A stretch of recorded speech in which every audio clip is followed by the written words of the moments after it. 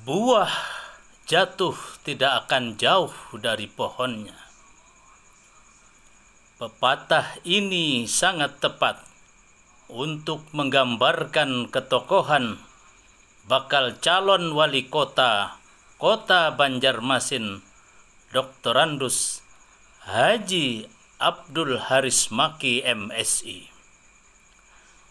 Pria santun dan agamis ini lahir di kota Amuntai tanggal 10 Mei 1962.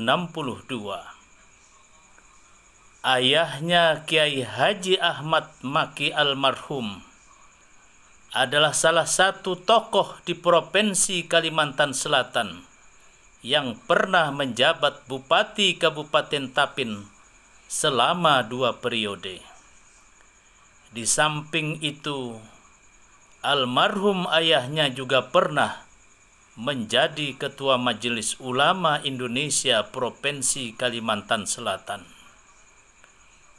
Ketokohan ayahnya ini rupanya juga mengalir pada diri Haris Maki yang saat ini mengendalikan dapur pemerintahan di Provinsi Kalimantan Selatan. Pengalaman dirinya di bidang pemerintahan, pembangunan, dan kemasyarakatan tidak diragukan lagi. Jabatan Sekretaris Provinsi Kalimantan Selatan yang diembannya saat ini adalah sebuah jaminan moral akan keahliannya di bidang pemerintahan. Sebagai ketua Ormas Islam terbesar di Indonesia, yaitu pimpinan wilayah Nahdlatul Ulama Provinsi Kalimantan Selatan, semakin mengokohkan dirinya tidak saja sebagai umaro tetapi juga sebagai ulama. Tipikal pemimpin yang semacam inilah yang sangat pas untuk memimpin kota Banjarmasin yang dikenal agamis ini. Kemunculan Haris Maki sebagai bakal calon wali kota Banjarmasin pada pilihan kepala daerah 2020 adalah sebuah pilihan politik yang rasional dan objektif yang dilakukan oleh partai politik pengusung.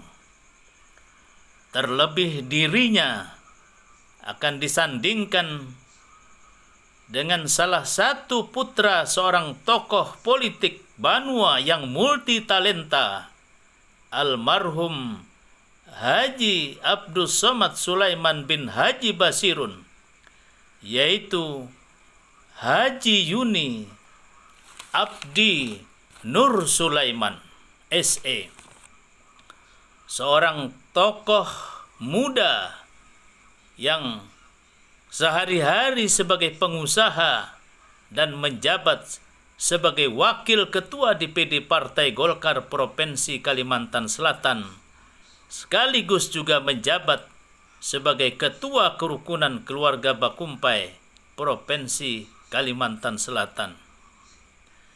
Pasangan ideal umaro, ulama, pengusaha, dan tokoh politik ini insya Allah tidak diragukan lagi akan melahirkan sebuah kepemimpinan yang harmonis yang selama ini menjadi dambaan masyarakat kota Banjarmasin.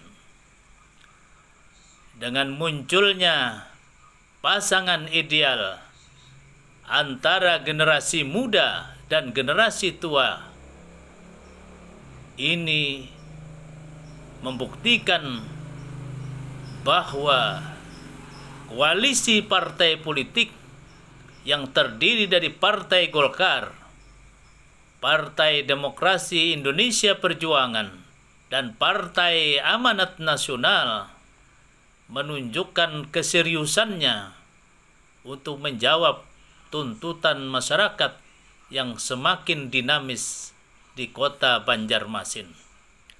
Fahmi Amrusi, Rumah Banjar, melaporkan.